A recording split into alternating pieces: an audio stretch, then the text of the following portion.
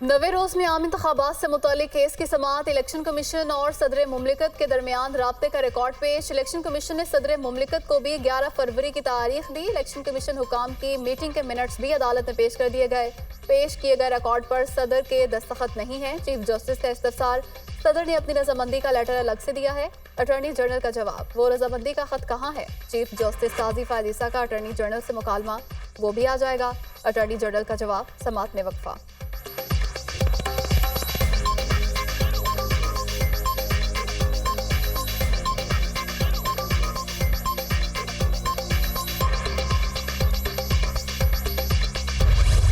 आम इंतखाबात 8 फरवरी जुमेरात को होंगे। सदर और इलेक्शन कमीशन के दरमियान इत्तफाक हो गया। सदर मुमलिकत आरिफ अलवी की जानिब से एलामिया जारी। सुप्रीम कोर्ट के हुक्म पर इलेक्शन कमीशन हुक्काम की सदर आरिफ अलवी से मुलाकात हुई। मुलाकात से पहले ECP हुक्काम का अहम इजलास भी हुआ। इलेक्शन की तारीख से मुतालिक मुशावरत की गई। सदर से मुलाकात के लिए चीफ इलेक्शन कमिश्नर, चारों अरकान और DG लॉ शरीक हुए। अटॉर्नी जनरल मंसूर अवान की भी सदर आरिफ अलवी से मुलाकात में अहम मुशावरत।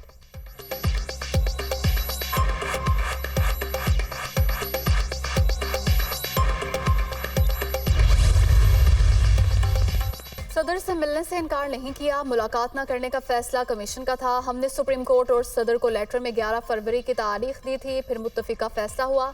इंतखाबात 8 तारीख को हों। हर कोई शफाफ इलेक्शन का कहता है, लेकिन दूसरी जानिब मुदाखलत भी की जाती है। इंतखाबात में फौज हमारी मदद करेगी। निगरान हुकूमत बनाना इलेक्शन कमीशन का काम नहीं, लेकिन उनको चेक करना हमारा काम है। पहले भी फरवरी में इलेक्शन होते रहे हैं। Chief election commissioner Sikandar Sultan Raja की सहाफियों से गैर रस्मी गुफ्तगू।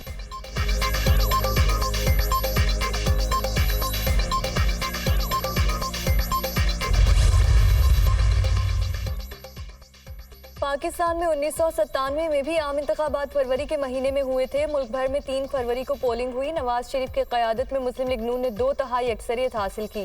वफाक, पंजाब और इस वक्त के सूबाई सरहद में नून लीग ने हुकूमतें बनाई। आम इंतखाबात में टर्न आउट 36% रहा था।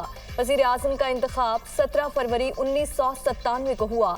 नवाज शरीफ कौमी असम्बली से 177 वोट हासिल करके दूसरी बार वज़ीर आज़म मुंतखब हुए थे।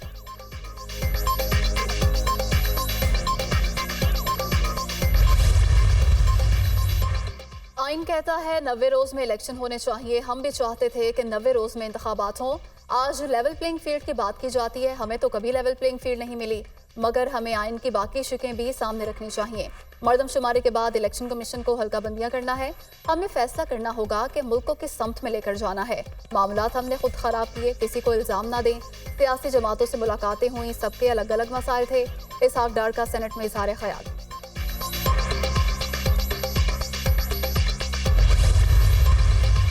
एतमाद से भी पहले जब अभी कोई तब्दीली नहीं आई थी, तब भी मैंने आपके इज्तिमात में कहा था कि मुल्क इस हद तक डूब चुका है कि अब उसको दोबारा उठाना बहुत मुश्किल हो जाए।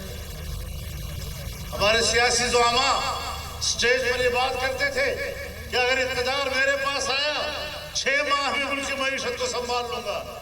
मैं उन्हें कहा करता था कि नहीं, अब वो हालात नहीं, अब इमारत हिल चुकी है।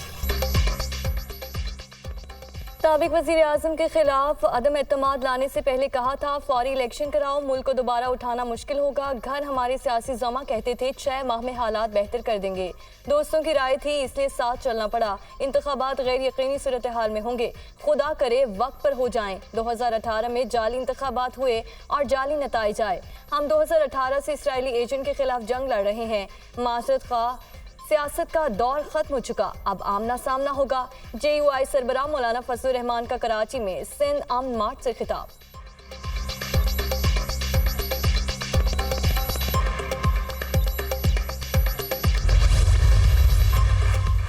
इलेक्शन की तारीख का ऐलान खुशाइंद है। पाकिस्तान की तारीख में PDM की अनोखी हुकूमत थी। खुशी है, PDM 90 रोज में इलेक्शन चाहती है। मौजूदा हालात में इंतखाबात का एक अच्छा फैसला सामने आया, जिस पर अमल दरामद होना चाहिए। चाहते हैं मुल्क में साफ शफाफ इंतखाबात कराए जाएं। शहजाद वसीम का सेनेट में इजहार ख्याल।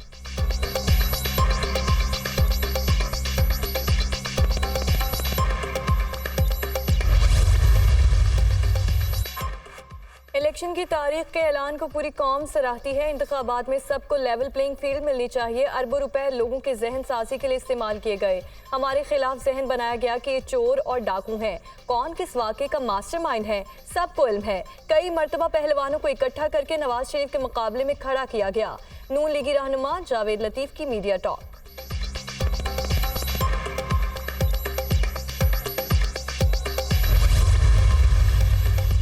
मईशत में बेहतरी के समरात स्टॉक मार्केट मुल्क की तारीख की बुलंद तरीन सतह पर। ट्रेडिंग के दौरान 100 इंडेक्स 53,243 पॉइंट्स की सतह तक आ गया। इससे कबल मई 2017 में इंडेक्स 53,127 पॉइंट्स की सतह तक पहुंचा था। डॉलर की कदर में इजाफा। इंटरबैंक में अमरीकी करेंसी की कीमत 57 पैसे बढ़ गई। 284 रुपए की सतह पर trade.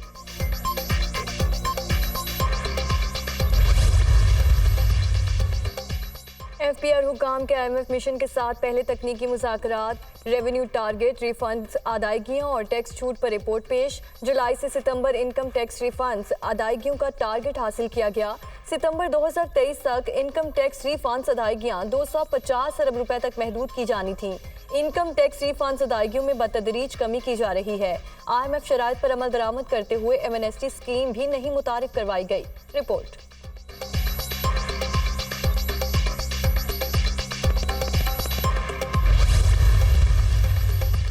Cipher case. Chairman Tehreek Insaf ने सुप्रीम कोर्ट में दरख्वास्त जमानत दायर कर दी। वफाकी हुकूमत को फरीक बनाया गया। केस साबिक वज़ीर आज़म के खिलाफ सियासी मुकदमात की कड़ी है। साइफर और फॉरेन फंडिंग मुकदमात FIA की बदनीयती को जाहिर करते हैं। अदालत से मुकदमे में जमानत पर रिहा करने की इस्तदा।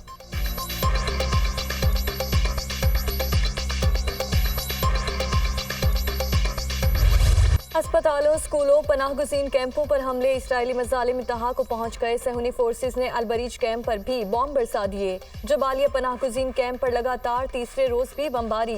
गुज़श्ता 3 रोज से हमलों में शोहदा की तादाद 200 से तजावुज़। इसराइली फोर्सेस ने अक़वाम मुत्तहिदा के इमदादी इदारे के तहत चलने वाले स्कूल पर बॉम्ब बरसा दिए। मगरबी किनारे में बारूदी सुरंगों से मुतअद्दिद फ़लस्तीनी शहीद।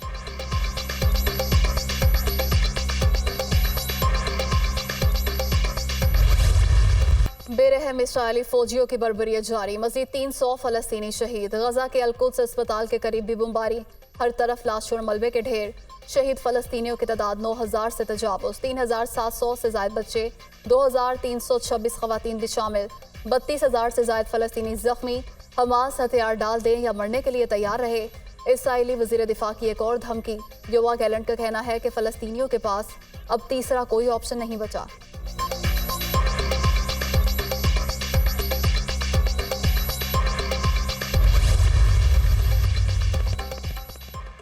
गजा में जख्मी और मरीजों की जिंदगियों को शदीद खतरात लाहक। हालात नाकाबिले बयान हद तक बिगड़ गए। आलमी इदारे सेहत ने खतरे से आगाह कर दिया। गजा में नस्ल कुशी और इंसानी तबाही को रोकने का वक्त खत्म होता जा रहा है। अब कार्रवाई का वक्त है। इसराइल के इत्तेहादियों पर भी जिम्मेदारी आयद होती है। तबाहकुन इक़दामात को रोकने के लिए फौरी तौर पर कार्रवाई करनी चाहिए। इंसानी हुकूक के माहिरीन का इंतबा।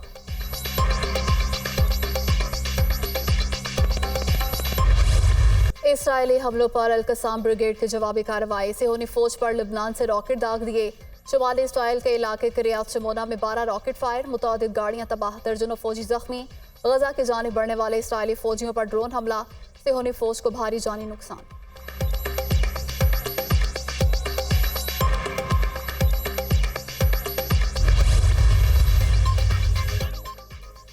यहूदी आबादकारों के फ़लस्तीनियों पर तशद्दुद में इजाफा। असलहे का इस्तेमाल बढ़ गया। मगरबी किनारे में मजीद 820 फ़लस्तीनी घरों से बेदखल। 115 फ़लस्तीनी इमलाक को नुकसान। जलाओ घेराव पर अक़वाम मुत्तहिदा का इज़हार तशवीश। शुमाली कोरिया मजलूम फ़लस्तीनियों की हिमायत में खुलकर सामने आ गया। किम जोंग उन ने हुकाम को फ़लस्तीन की हिमायत का हुक्म दे दिया। खदशा है शुमाली कोरिया हमास को हथियार फराहम करने पर भी गौर कर सकता है। माजी में भी शुमाली कोरिया ने हमास को तोप शिकन रॉकेट लॉन्चर फरोख्त किए। अमरीकी अखबार का दावा।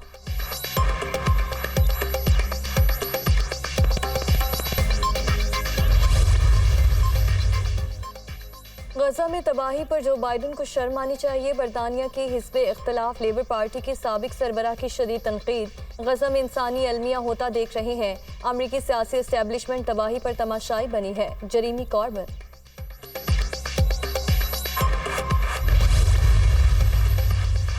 अरब कब जागेंगे? फलस्तीनी तुम्हारा खून है, अपनी नस्ल बचाने के लिए कुछ तो कर गुजरो। मशहूर इनकलाबी लीडर ची गुवेरा की बेटी की अरब ममालिक को पुकार। डॉक्टर अलेडा गुवेरा का गजा जाने का ऐलान। जुल्म का साथ भी और मासूम बच्चों से हमदर्दी का भी इजहार। नायब अमरीकी सदर कमला हैरिस का मायने खेज बयान। अल अरबिया से गुफ्तगू में कहा, बच्चों और मासूम शहरियों को खोने का दर्द समझती हूँ। कोई शख्स दर्द महसूस किए बगैर तस्वीरों को नहीं देख सकता, ना ही गजा में मसाइब की कहानियाँ सुन सकता है। अमरीकी इंतजामिया इंसानी बुनियादों पर जंगबंदी पर गौर कर रही है। गजा में इमदाद को यकीनी बनाने की ज़रूरत है। इलाके को छोड़ने वालों को वापस जाने का पूरा हक हासिल है।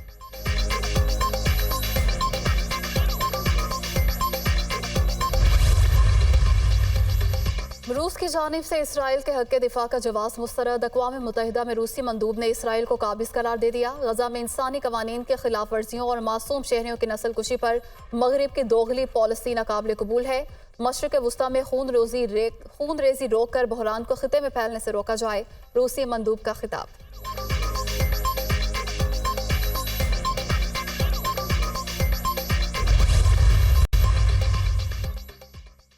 इसराइली फोर्सेस का निशाना कौन? इसराइली वज़ीर आज़म की तर्जुमान की ज़बान पर सच आ ही गया।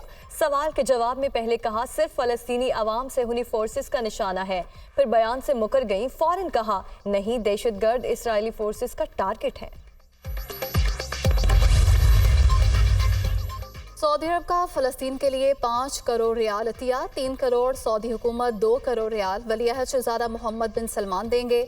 रकम फ़लस्तीनी अवाम के लिए अद्वियात, खुराक और बुनियादी अशियाए ज़रूरिया की खरीदारी पर खर्च की जाएगी।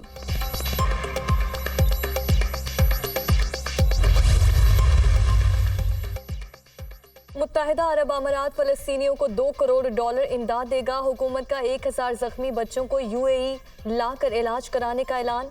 जख्मी बच्चों के अहल खाना को भी मुत्तहिदा अरब अमारात लाया जाएगा। इलाज मुकम्मल होने तक बच्चे और उनके अहल खाना UAE में ही रहेंगे। अमाराती वजीर खारजा शेख अब्दुल्ला बिन जैद का international committee of red cross के सदर से रब्ता। जख्मी फ़लस्तीनी बच्चों को तिबी सहूलियात फराहम करने के तरीक़ाकार पर बातचीत।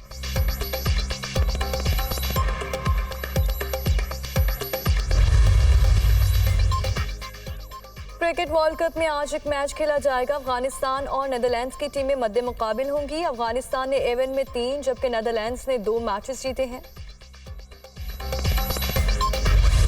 PIA का फ्लाइट शेड्यूल मुकम्मल बहाल ना हो सका। आज भी 19 परवाजें मनसूख।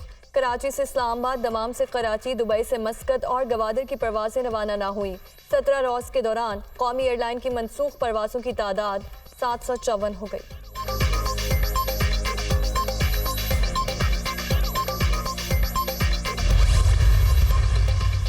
जस्टिस इरफान सादत ने सुप्रीम कोर्ट के जज का हल्फ उठा लिया। चीफ जस्टिस पाकिस्तान ने जस्टिस इरफान सादत से हल्फ लिया। तकरीब में सीनियर वकला की भी शिरकत।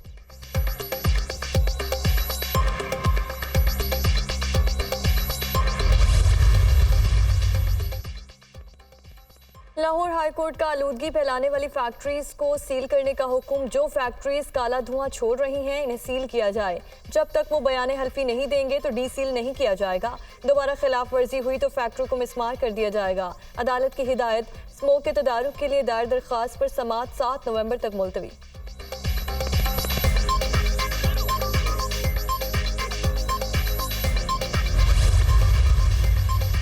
खदीजा शाह की IG पंजाब समेत दीगर के खिलाफ तौहीन अदालत की दरख्वास्त पर समाअत। लाहौर हाई कोर्ट ने IG पंजाब को 10 नवंबर को जवाब जमा कराने की हिदायत कर दी।